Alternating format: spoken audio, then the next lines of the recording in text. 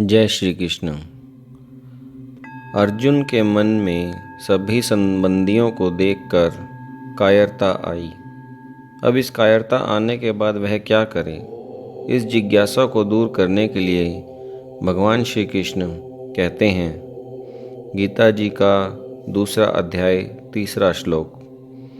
क्लेब्यम मास्मगम पार्थ नैतत्त्वय्युपपद्यते क्षुद्रम हृदय दौर्बल्यम त्यक्तोत्तिष्ठ परंतप।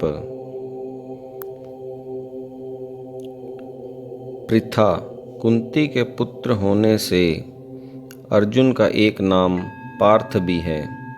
पार्थ संबोधन भगवान की अर्जुन के साथ प्रियता और घनिष्ठता का द्योतक है। गीता में भगवान श्री कृष्ण ने 38 बार पार्थ संबोधन का प्रयोग किया। अर्जुन के अन्य सभी संबोधनों की अपेक्षा पार्थ संबोधन का सबसे अधिक उपयोग हुआ है। इसके बाद सबसे अधिक प्रयोग कौन्तेय शब्द का हुआ है, जिसकी आवृत्ति कुल 24 बार हुई है। भगवान को अर्जुन से जब कोई विशेष बात कहनी होती या कोई आश्वासन देना होता है या उसके प्रति भगवान का विशेष रूप से प्रेम उमड़ता है, तब भगवान उन्हें पार्थ कहकर पुकारते हैं। इस संबोधन के प्रयोग से मानो वे स्मरण कराते हैं कि तुम मेरी बुआ पृथा यानी कुंती के लड़के हो, साथ ही साथ मेरे प्यारे भक्त हो और सखा भी हो। अतः मैं तुम्हें विशेष गोपनीय बातें बताता हूँ। जो कुछ भी कहता हूँ सत्य तथा केवल तुम्हारे हित के लिए ही कहता हूँ। भगवान श्री कृष्ण माता कुंती के संदेश की याद दिलाकर अर्जुन के अंतःकरण में क्षत्रियोचित वीरता का भाव जागृत करने के लिए भगवान अर्जुन को पार्थ नाम से संबोधित करते हैं।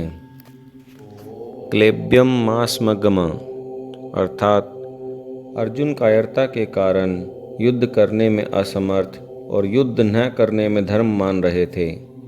अतः अर्जुन को चेताने के लिए भगवान कहते हैं कि युद्ध न करना धर्म की बात नहीं है, यह तो नपुंसकता है, इसलिए तुम इस नपुंसकता को छोड़ दो।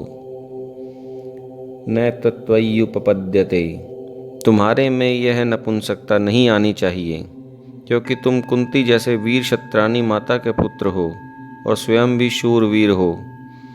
तात्पर्य है कि तुम जन्म से और अपनी प्रकृति से भी यह नपुंसकता तुम्हारे में सर्वथा अनुचित है। परंतप, तुम स्वयं परम तप हो, अर्थात शत्रुओं को तपाने वाले, भगाने वाले हो।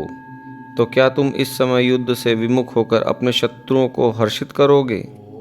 क्षुद्रम हृदय दौर्बल्यम त्यक्तोत्तिष्ठ। यहाँ क्षुद्रम पद के 2 अर्थ होते हैं। यह हृदय की दुर्बलता, तुच्छता को प्राप्त कराने वाली है, अर्थात मुक्ति, स्वर्ग अथवा कीर्ति को देने वाली नहीं है। अगर तुम इस तुच्छता का त्याग नहीं करोगे तो स्वयं भी तुच्छ हो जाओगे। और दूसरा अर्थ यह है, यह हृदय की दुर्बलता तुच्छ चीज है। तुम्हारे जैसे शूरवीर के लिए ऐसी तुच्छ चीज का त्याग करना कोई कठिन काम नहीं है। तुम जो ऐसा मानते हो कि मैं धर्मात्मा हूँ और युद्ध रूपी पाप नहीं करना चाहता, तो यह तुम्हारे हृदय की दुर्बलता है, कमजोरी है। इसका त्याग करके तुम युद्ध के लिए खड़े हो जाओ, अर्थात अपने प्राप्त कर्तव्य का पालन करो। यहाँ अर्जुन के सामने युद्ध रूपी कर्तव्य कर्म है, इसलिए भगवान कहते हैं कि उठो, खड़े हो जाओ और युद्ध रूपी कर्तव्य का पालन करो। भगवान के मन में अर्जुन के कर्तव्य के विषय में जरा भी संदेह नहीं है। वे जानते हैं कि सभी दृष्टियों से अर्जुन के लिए युद्ध करना ही कर्तव्य है। अतः अर्जुन को थोथी युक्तियों की परवाह न करके उनको अपने कर्तव्य का पालन करने के लिए चट आज्ञा देते हैं कि पूरी तैयारी के साथ युद्ध करने के लिए खड़े हो जाओ। जय श्री कृष्ण।